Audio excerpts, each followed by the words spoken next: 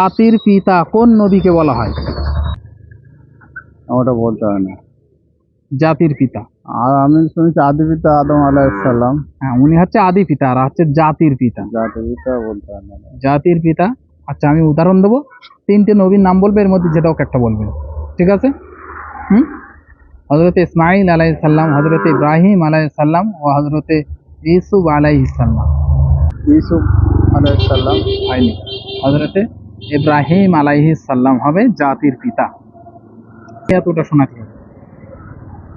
আত্তাহিয়াতু লিল্লাহি ওয়া সালাওয়াতু ওয়া তাইয়্যিবাতু আসসালামু আলাইকা আইয়ুহান নবী রাহমাতুল্লাহি ওয়া বারাকাতুহু। আসসালামু আলাইনা আইয়ুহান নবী রাহমাতুল্লাহি ওয়া বারাকাতুহু। আসসালামু আলাইনা ওয়া আলা ইবাদিল্লাহিস সালিহিন। আশহাদু আল্লা ইলাহা ইল্লাল্লাহ ওয়া আশহাদু আন্না মুহাম্মাদান আবদুহু ওয়া রাসূলুহু। আলহামদুলিল্লাহ। তুম্মা আমরা আখরি জওয়ানের নবী হযরত মুহাম্মদ সাল্লাল্লাহু আলাইহি সাল্লাম। আলহামদুলিল্লাহ।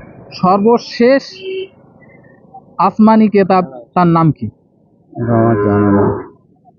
যেটা আমাদের নবীর উপরে অবতীর্ণ হয়েছে, সেই কিতাবের নাম কি?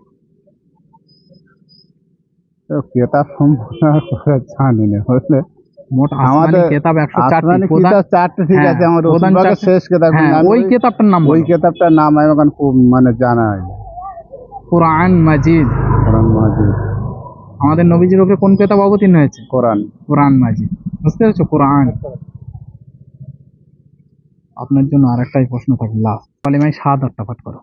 আশহাদু আল্লা ইলাহা ইল্লাল্লাহু ওয়াহদাহু লা শারীকা লাহু ওয়া আশহাদু আন্না মুহাম্মাদান আবদুহু ওয়া রাসূলুহু। আলহামদুলিল্লাহ। আমাদের তরফ থেকে ছোট্ট একটি উপহার, একটি নামাজের মুসাল্লা। আপনার অনুভূতি কেমন লাগছে বলো?